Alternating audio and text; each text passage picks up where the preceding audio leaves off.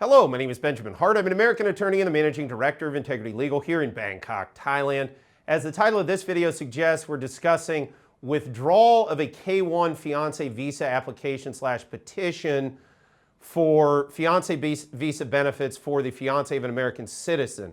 And I made another video contemporaneously with this one where I discussed withdrawal in the context of spousal visas, so the K3, the CR1, or the IR1. There's slightly different analysis with respect to that because of what's called IMBRA, the International Marriage Brokers Regulation Act, which stipulates that those who are seeking K-1 visas cannot seek more than 2 in a given period of time and can be issued a waiver if they are seeking to, especially for the same person.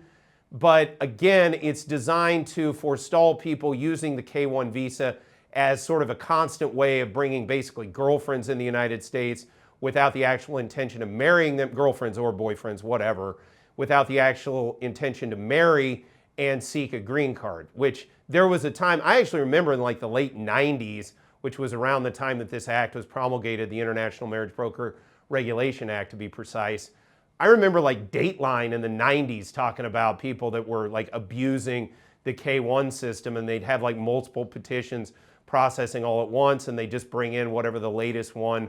that they could bring in to the United States. It primarily had to do with a lot of cases coming out of the Philippines back then, as I recall, as well as certain aspects of the Pacific, as I recall, places like CNMI, and there was just all kinds of usage of the K-1 kind of in a disingenuous manner, which was why they created IMBRA and then created this sort of cap on how many you can do. And that's the point of this video, is if you withdraw a K-1 case, you need to go through the motions oftentimes of actually fully withdrawing the petition, so as to